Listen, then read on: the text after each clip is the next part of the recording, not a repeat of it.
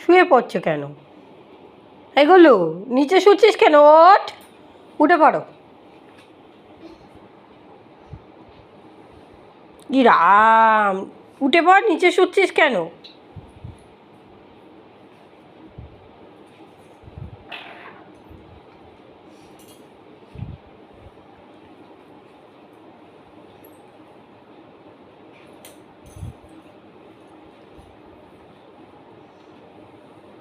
ইস, এই